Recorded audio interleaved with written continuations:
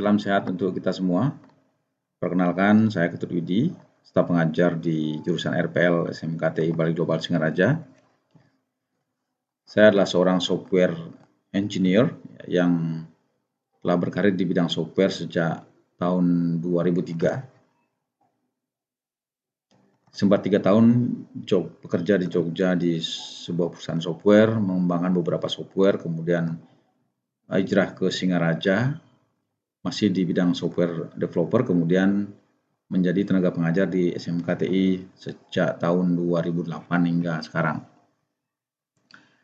Jadi saya ingin menjelaskan apa sih jurusan rekayasa perangkat lunak itu, apa saja produk-produk yang bisa dihasilkan, kemudian apa-apa saja yang akan dipelajari.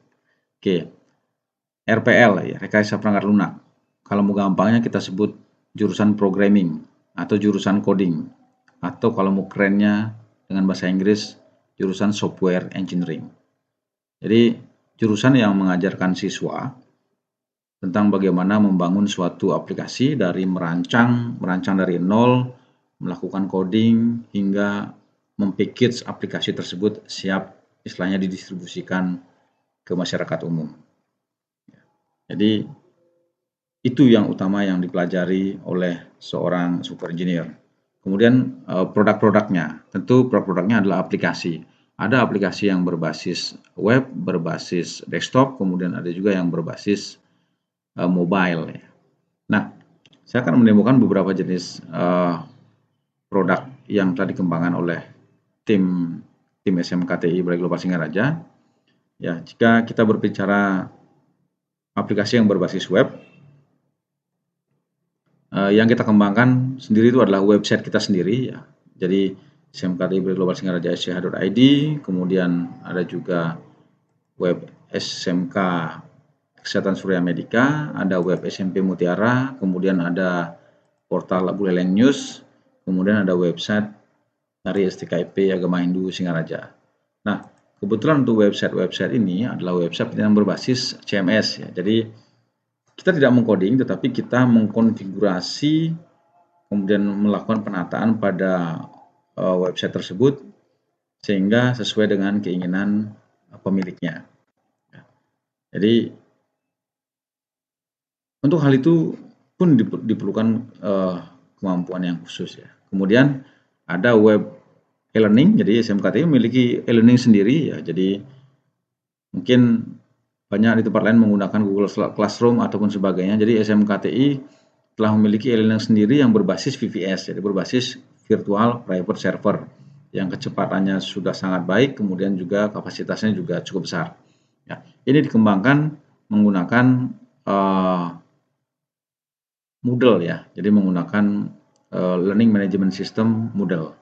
Jadi inilah kekuatan kita, salah satu kekuatan kita, e-learning yang kita gunakan dalam pembelajaran online. Kemudian website yang sifatnya custom. Ya, ini adalah sistem informasi akademik ya, yang dimiliki oleh STKIP Agama Hindu Singaraja. Nah, sistem inilah yang kita kembangkan dari nol, dari merancangnya, melakukan coding, kemudian mempackingnya, mengupload ke server hostingnya hingga mengimplementasikannya ya, sampai mengajarkan bagaimana mahasiswa dosen menggunakan aplikasi ini. Jadi ini yang telah dikerjakan oleh tim-tim SMKTI untuk aplikasi yang berbasis web ya, misalnya web based application. Nah, kemudian ada yang lain adalah yang berbasis desktop ya. Aplikasi berbasis desktop, contohnya adalah ini. Ini adalah hasil dari aplikasi yang dikembangkan oleh tim SMKTI berbasis desktop, dan ini telah digunakan kalau di Buleleng itu hampir di 30 toko ya, 30 bisnis retail. Ini adalah yang digunakan di minimarket Cahaya Baru. Jadi banyak sekali menu-menunya. Jadi software adalah software yang sudah sangat kompleks. Nah, dua software itu ya berbasis web ya, web based application dan desktop application sudah saya tunjukkan. Kemudian apa yang digunakan untuk membuat aplikasi tersebut? Oke, kita ke web based application yang sistem Siakat STKIP itu dikembangkan menggunakan framework Laravel ya. Jadi menggunakan bahasa. Jadi kalau scripting language-nya kita menggunakan PHP ya. Jadi PHP kemudian yang dipadukan contohnya ini yang dipadukan dengan Vue.js yang dipadukan dengan Vue.js sehingga aplikasinya sangat interaktif. Jadi ini codingnya sudah cukup banyak, cukup kompleks. Ya. Kemudian untuk aplikasi berbasis desktop kita kembangkan menggunakan ini adalah Visual Basic ya, Visual Basic yang lama ya. Ini adalah Visual Basic yang lama, walaupun lama namun memiliki kecepatan yang sangat baik sekali ya. Jadi toolnya ini sudah kuno tetapi masih mampu membuat aplikasi yang handal. Nah, untuk tool yang baru kita menggunakan Visual Studio 2019 ya. Ini menggunakan Visual Studio 2019. Kemudian untuk scriptingnya kita masih menggunakan bahasa basic. Jadi ini adalah aplikasi yang dapat melakukan sinkronisasi antara data lokal dengan data yang ada di cloud, sehingga memungkinkan terjadi integrasi data antara beberapa toko yang letaknya berjauhan.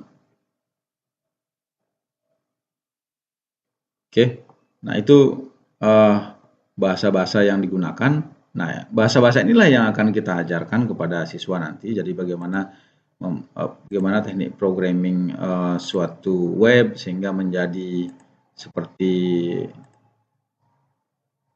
yang ini. Kemudian bagaimana membuat aplikasi sehingga aplikasinya menjadi seperti aplikasi yang seperti ini.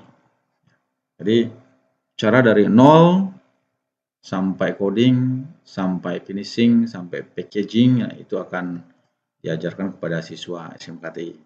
Nah, kemudian hal lain sebagai dasarnya, ya karena ini adalah aplikasi yang berbasis data sebenarnya. Nah, yang tidak kalah penting adalah kita mengajarkan siswa tentang mendesain suatu database. Ya, ini adalah database yang saya buat ya sudah cukup banyak.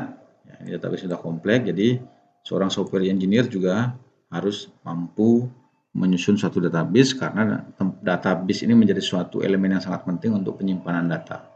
Ya, apa yang dipelajari saya rangkum kembali dari akan belajar teknik programming ya, algoritma pemrograman, kemudian belajar juga desain database, belajar membuat database, kemudian belajar memprogram aplikasi baik yang berbasis web atau desktop, kemudian nanti juga mempackage software tersebut sehingga siap didistribusikan kepada ya pelanggan ataupun orang yang menggunakannya.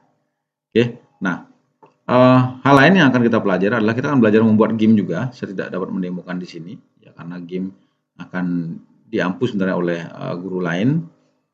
Kemudian juga aplikasi yang mungkin sedang tren saat ini adalah aplikasi yang berbasis mobile ya, mobile based application. Namun mobile based application itu ada dua jenis. Ada yang memang benar-benar dibangun menggunakan mobile base ya, seperti Android Studio, memang ataupun ada yang istilahnya dibangun dulu dengan cara seperti ini, ya dibangun dengan berbasis website, namun nanti akan dapat dibuatkan APL sehingga aplikasi ini seperti aplikasi yang berbasis mobile atau mobile based application.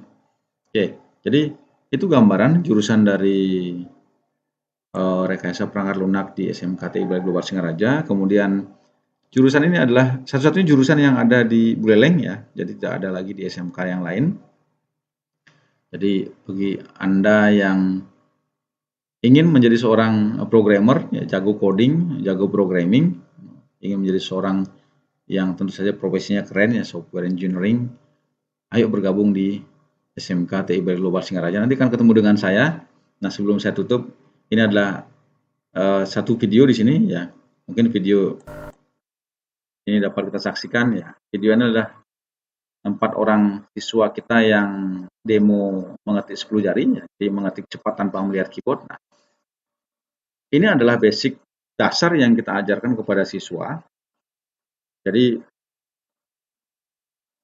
jika mau belajar, siswa SMK pasti mampu mengetik 10 jari, ya. Mengetik 10 jari, memparkan 10 jarinya tanpa melihat keyboard.